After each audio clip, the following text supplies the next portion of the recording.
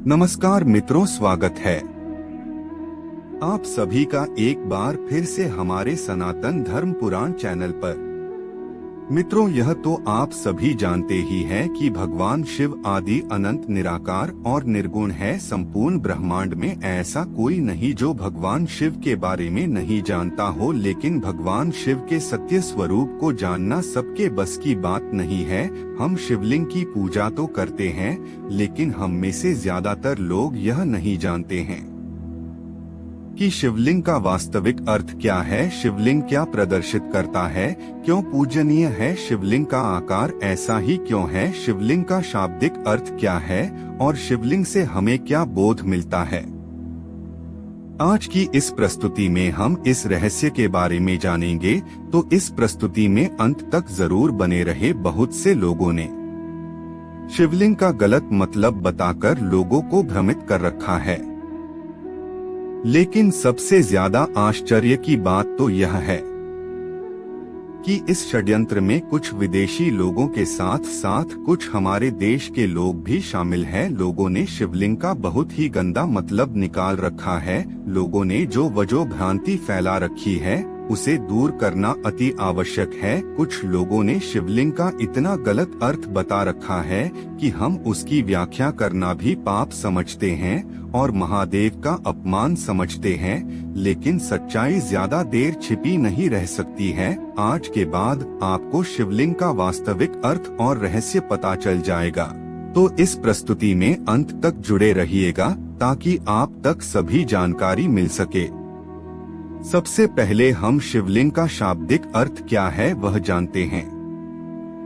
शिवलिंग में शिव का अर्थ होता है परम शुद्ध चेतना, परमेश्वर या परम तत्व, और लिंग का अर्थ होता है निशान, चिन्ह, प्रारूप, लक्षण और प्रतीक, और शिवलिंग का अर्थ है शिवलिंग एक संस्कृत शब्द है।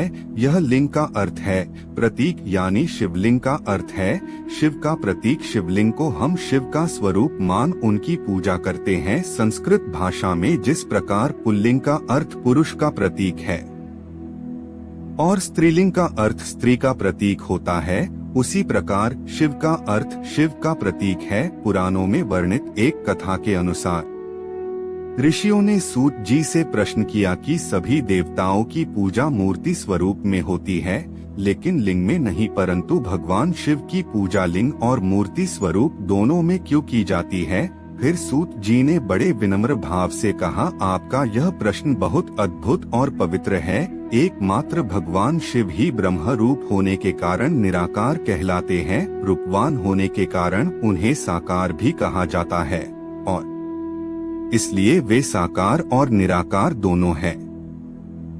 शिवलिंग शिव के निराकार होने का प्रतीक है। इसी तरह भगवान शिव का मूर्ति स्वरूप भी उनके साकार स्वरूप का प्रतीक है। साकार और निराकार स्वरूप होने से ही वे ब्रह्म शब्द कहे जाने वाले परमात्मा है। यही कारण है कि सब लोग लिंग को निराकार और मूर्ति को साकार दोनों ही रूपों में पूजते हैं। महादेव से भिन्न दूसरे देव साक्षात ब्रह्म नहीं है, इसलिए कहीं भी उनके लिए निराकार लिंग उपलब्ध नहीं होता। शिवलिंग एक ऐसी आकृति है जिसमें संपूर्ण ब्रह्मांड है।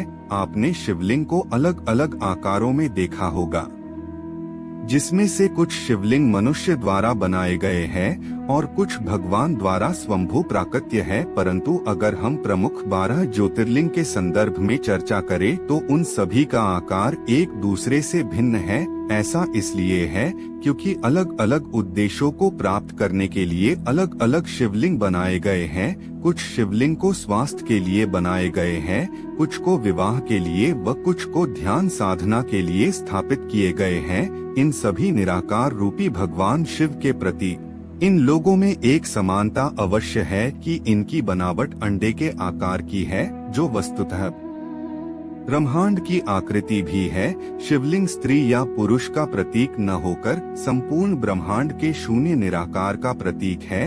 इन्हें किसी एक शैली में बांधकर नहीं रखा जा सकता, क्योंकि यह स्वयं एक श्रेणी है, एक प्रतीक है। अगर आप वैज्ञानिकों द्वारा लिए गए अंतरिक्ष के चित्र को देखते हैं आप पाओगे कि पुराणों के अनुसार संपूर्ण आकाश स्वयं एक लिंग है और शिवलिंग समस्त ब्रह्मांड की एक दूरी है। शिवलिंग अनंत है। शिवलिंग का न तो आरंभ है और न ही अंत है। ब्रह्मांड में दो ही वस्तु है, ऊर्जा और पदार्थ। हमारा शरीर पदार्थ से निर्मित है और आत्मा ऊर्जा है। इसी प्रकार प्रकृति पदार्थ और शिव भक्ति ऊर्जा का प्रतीक बनकर शिवलिंग कहलाता है। ब्रह्मांड की समस्त ऊर्जा शिवलिंग में समाहित है। वास्तव में शिवलिंग हमारे ब्रह्मांड की ही आकृति है। शिवलिंग के साथ कर्म कांड किए इसलिए किए जाते हैं ताकि शिवलिंग में अधिक से अधिक ऊर्जा को समाहित किया जा सके और जब हम शिवलिंग के पास हम बैठे तो हमें उस ऊर्जा का लाभ भी अधिक से अधिक मिले और हमारी आध्यात्मिक उन्नति भी हो। नागेंद्रहाराय त्रिलोचनाय भस्माय गरागाय माहेश्वराय नित्याय शुद्धयाय दिगंबराय तस्मै नकाराय नमः शिवाय। इसका भावार्थ है, जो शिव नागराज वासुकी का हार पहने हुए है, 3 नेत्रों वाले हैं तथा भस्म को सारे शरीर पर लगाए हुए हैं, इस प्रकार महान ऐश्वर्य से संपन्न वे शिव नित्य अविनाशी तथा स्वयंभू है। दिशाएं जिनके लिए वस्त्रों का कार्य करती है, अर्थात वस्त्र आदि उपाधि से भी जो रहित है, ऐसे उस निराकार स्वरूप शिव को हम नमस्कार करते हैं। हमारा उद्देश्य आप लोगों तक यह ज्ञानवर्धक जानकारी को पहुंचाना था। अगर आपको इस प्रस्तुति में कोई भी त्रुटि लगे तो क्षमा करें। अगर यह प्रस्तुति आपको अच्छी लगी हो तो वीडियो को लाइक सब्सक्राइब अवश्य करें।